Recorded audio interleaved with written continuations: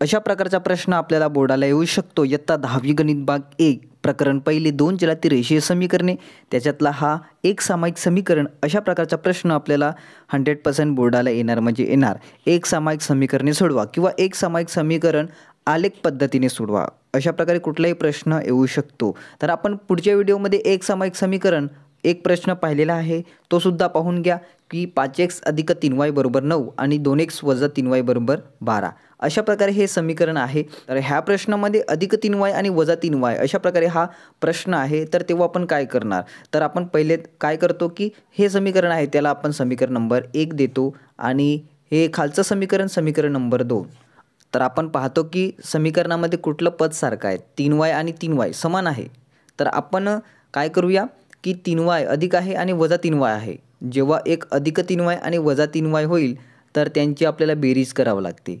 आपण त्या व्हिडिओमध्ये पाहिलं होतं की अधिक 5b आणि अधिक 5b जेव्हा अधिक अधिक आलं होतं तेव्हा आपण त्याची वजाबाकी केली होती. आता आपल्याला इथे बेरीज करायची आहे. तर आपण लिहूया समीकरण 1 व समीकरण 2 यांची बेरीज करू.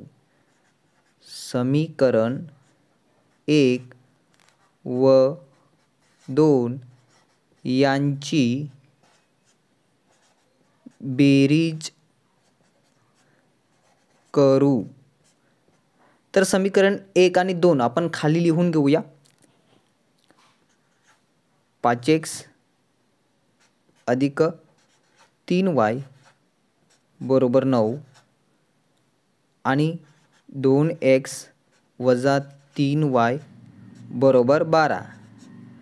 अशा प्रकारे आपण दोन समीकरण लिहून घेतलेले आहे. यांची आपल्याला बेरीज करायची आहे.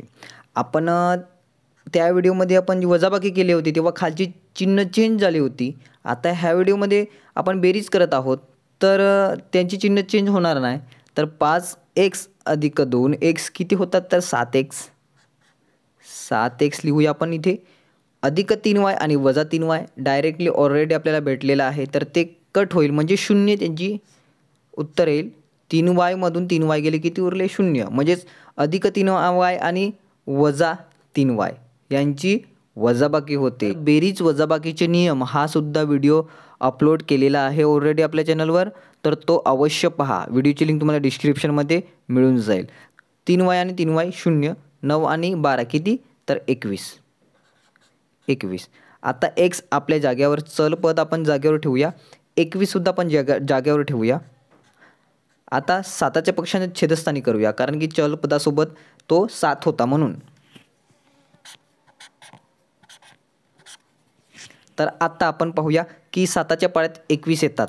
तर 7 एके 7, 7 दूने 14, 7 त्रिक 21 मध्ये 7च्या पाड्यात 21 येतात. म्हणजेच 3ने बोलल्यावर की आपण त्याचा भागाकार करत आहोत म्हणून x बरोबर 3. 7च्या पाड्यात 21 येतात, 7 त्रिक 21.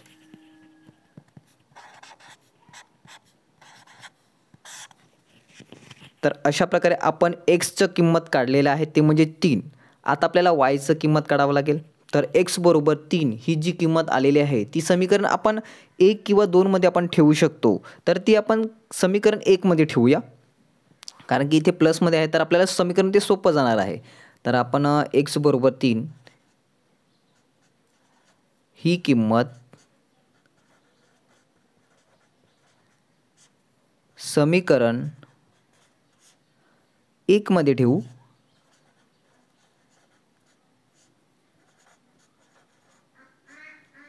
तर समीकरण 1 आपण लिहून घेऊया.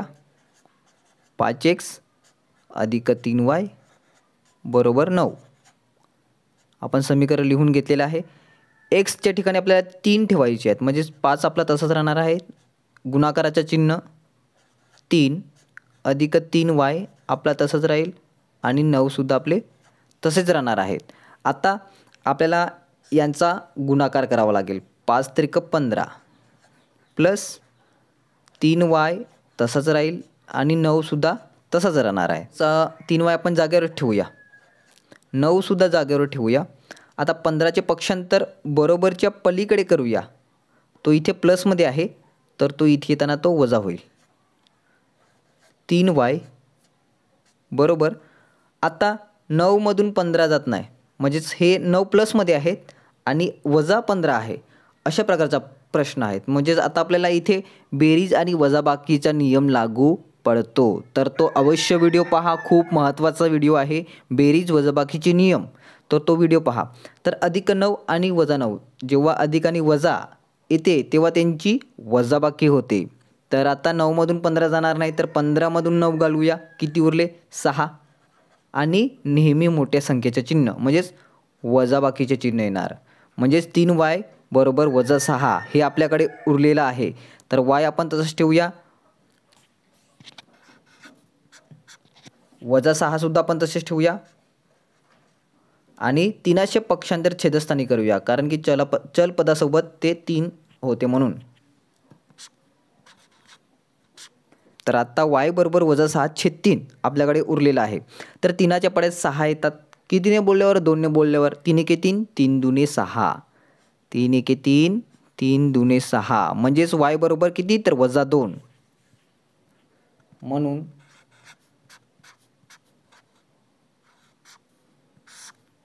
म्हणून y बरोबर -2. तर x बरोबर -3 आणि y बरोबर -2. तर अशा प्रकारे एक सामायिक समीकरण आपण एकदम सोप्या पद्धतीने आपण पाहिलेलं आहे. व्हिडिओला लाईक करा, चॅनलला सबस्क्राईब करा आणि भेटूया आपण नेक्स्ट व्हिडिओमध्ये. धन्यवाद.